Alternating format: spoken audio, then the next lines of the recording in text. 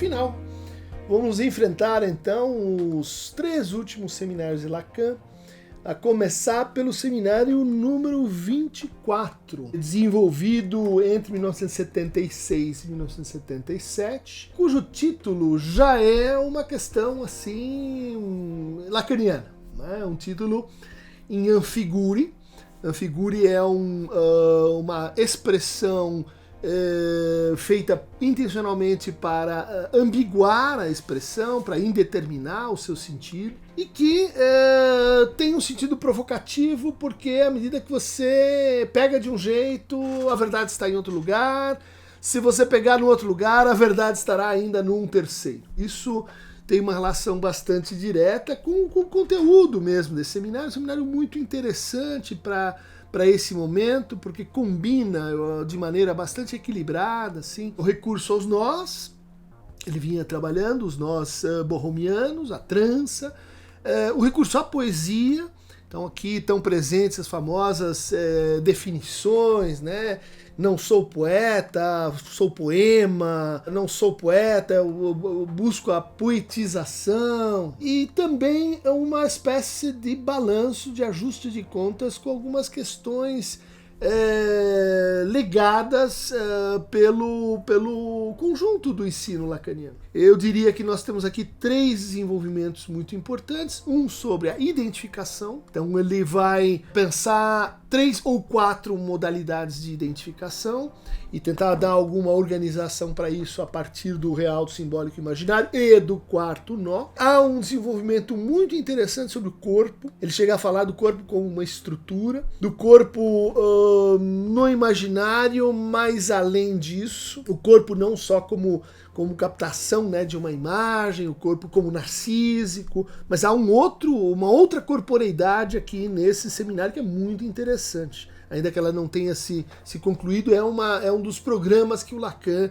deixou assim aberto, o estudo, né, do corpo. E o terceiro tópico fundamental é uma espécie de reentendimento do inconsciente entre a verdade e o real. Então esse reentendimento ele começa com uma problemática já no título, que ela diz, né, a metalíngua em questão.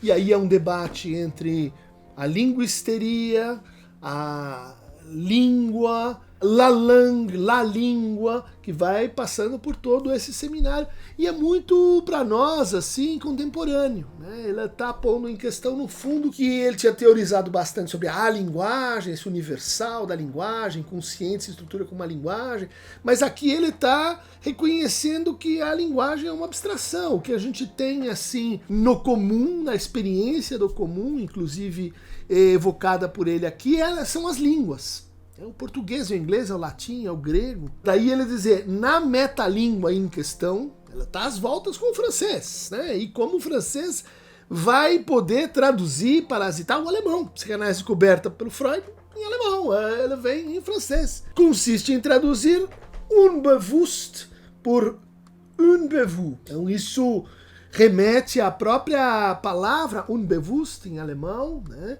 Que é composta por um radical de negação, o un, e por um verbo substantivado, né? O bewusst. Então a gente pode dizer o bewusst seria a consciência, né?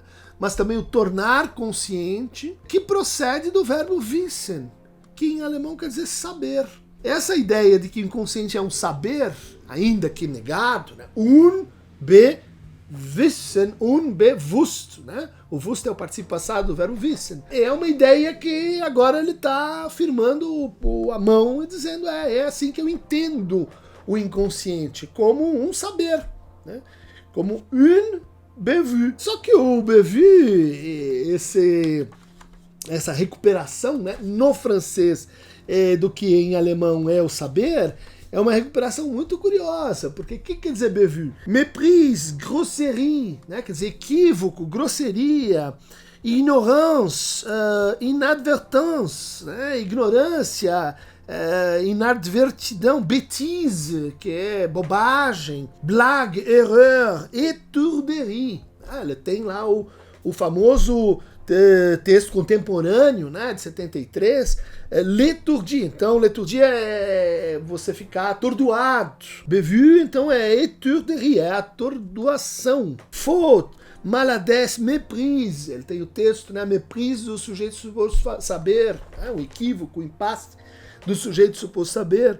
Então, todas elas formas, estou repetindo aqui, de precariedade do saber, né, do saber, assim, de uma espécie de patologia do saber, do saber mal feito, né, enganador, ignorante, inadvertido, bobo, tonto, enganado, né, ignorante. São une bévue, um saber, né, um saber ou uma atrapalhada, um tropeço, como alguns, então, já num segundo nível vão buscar, né? Então, o inconsciente é o tropeço, o inconsciente é o lapso. De fato, ele está pensando assim quando ele coloca os três touros, simbólico, imaginário e real, e entre eles diz, olha, na composição acontece um lapso, né? Quando eles vão se trançar, acontece um lapso, um bévue, né?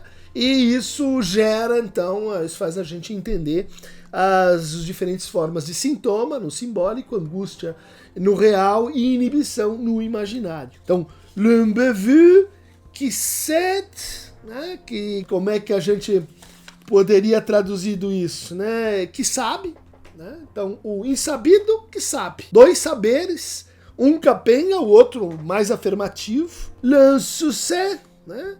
O insucesso, ou a ignorância, l'insu, o não sabido, que sabe, do equívoco, c'est l'amour.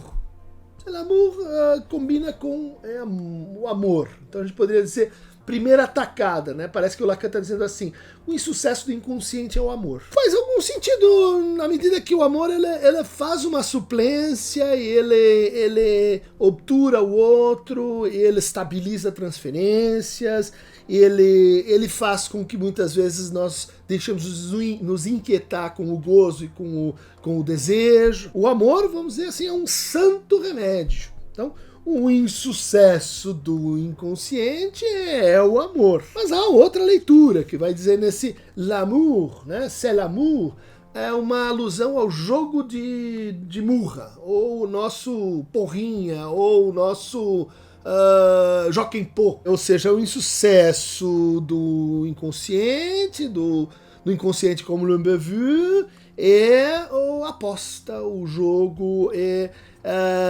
o indeterminado, é o contingente. Bom, passando então pelo título possível, né? Tem várias traduções, ainda nenhuma muito bem estabelecida, tem a tradução do Jairo Gerbasi, da Bahia, que me parece a melhor em português, tem essa aqui da Heresia, né? Tem outras traduções, vamos dizer assim, de trabalho, mas elas não conseguem, assim, estabelecer um certo consenso sobre qual é o título desse seminário, né? O insucesso do inconsciente é o amor? Ou o não sabido que sabe do insucesso? Ou o insabido que sabe de um equívoco por causa do jogo? Há várias traduções e isso reflete, então, as equivocações que o Lacan entende ser a nossa forma de enfrentar o sintoma, né? Apenas a interpretação no sentido da equivocação, que vai ter por horizonte, né, dois efeitos, o sens blanc, o sentido vazio, o sentido branco, e o não sentido. Então essa distinção sutil, né, entre a ausência propriamente de sentido e o sentido branco, o sentido vazio, vão ser coligados com um outro tema aqui muito importante nesse seminário, que é o falso furo e o furo verdadeiro. Sendo o falso furo o furo central do touro. Notem que ele volta aqui ao touro, a banda de Moebius, ele volta à topologia das superfícies, né? Ele volta ao tema das reversões do touro como modalidades diferentes de identificação e, consequentemente, de separação em relação ao inconsciente. Outras traduções possíveis seriam: isso que sela o inconsciente é a morte, isso que sela o inconsciente é o amor, isso que sela o inconsciente, é o que fecha o inconsciente, é o amor. Vejam, cada uma dessas traduções parece remeter a um jeito de entender o Lacan, né? Valorizando aí o seminário 11, valorizando o seminário 10, valorizando o seminário 3, dependendo de como você caminha pela obra lacaniana, você interpreta esse título. Vamos também encontrar aqui um desenvolvimento sequencialmente muito interessante sobre o corpo. Ele vai dizer, por exemplo, era preciso falar do corpo, que há um corpo do imaginário, um corpo do simbólico, que é a língua, e o corpo do real, que não se sabe como ele aparece. Um corpo, e agora eu vou pegar outros elementos desse seminário, né? Um corpo funda a ideia de uma outra ideia de espaço, né? Então ele está indo da topologia e voltando para o corpo como origem da reflexão dele sobre a topologia. O corpo é o signo do todo, né? Então ele aponta, né, para uma projeção imaginária da totalidade. O corpo é um bastão. A histérica é sustentada por esse bastão, esse trick, né? Conduzido pelo amor ao Pai, né? Os corpos são apêndices da vida, são a mais, né, em relação à continuidade da vida. Os corpos, diz ele mais para o fim, né, a partir dos corpos que nós nos interessamos pelo orvalho, pelo arco-íris. Por quê? E aqui ele volta na força da poética, na força da poesia, para dizer a poesia é a ressonância do corpo. A poesia é a linguagem no corpo. É a língua falando e ressoando no corpo. Disso para, será que entre significante e significado, forma e estrutura, natureza do conteúdo e do continente, será que isso se refere, reduplica perfeitamente a não simetria entre o significante e o significado? Bom, está aí aberta a discussão que vai ao longo do seminário evoluindo para a tensão entre o real e o verdadeiro, e chegando a interpolar ao fim essa ideia do varieté, né, da mistura, né, da verdade com a variedade, criando aí uma composição intermediária, que no fundo é o que o neurótico faz com o seu sintoma, né? Ele acha que ele vai verificar a sua verdade, né, no seu sintoma, por isso o seu sintoma o interroga, o inquieta, ele vai atrás do sentido do seu sintoma, mas o que ele declina nessa investigação não é a verdade, a sua verdade, a verdade do desejo, mas é essa variedade, né, esses modos de declinação que o sintoma impõe à própria enunciação do desejo. Então, gente, esse é o seminário 24, um seminário muito interessante, um seminário de fechamento, talvez seja a última grande síntese que o Lacan faz, se não da sua obra, do seu ensino, né, desse grande momento do seu ensino, um momento muito inovador. Então aqui várias declarações, né, sobre ciência, sobre as estruturas elementares, ajuste de contas, né, com a teoria dos discursos, com o significante mestre. Ele fala, vamos dizer assim, de uma maneira bem abrangente do conjunto do que foi, né? Ele estava aí com 76, 75 anos, do que foi a sua experiência com a psicanálise e a sua leitura, né, em francês do Unbewusst, o inconsciente do Freud. Ainda em consideração ao título, né, L'insu, o insucesso, que sait, que sabe, que l'unbevu, que o inconsciente, o tropeço, c'est l'amour. Vamos dedicar aqui a consideração de qual capa esse seminário merece. Dada a complexidade do título, acho que temos que fazer valer aqui essa ideia do mur. Né? No mur que pode rimar com muro, mur que pode ligar com amor, pode ligar com morte, dependendo da tradução, mas que originariamente era um jogo. Era um jogo que a gente vê representado, muito bem representado, nos afrescos da Vila Farnesina, em Roma. Roma é essa cidade que Lacan gostava tanto, que fez 3 grandes intervenções em Roma, e que me parece muito apropriado para descrever aqui o que está se passando nesse seminário, porque o jogo de Moore é um jogo que funcionava assim, desde a Roma Antiga, né?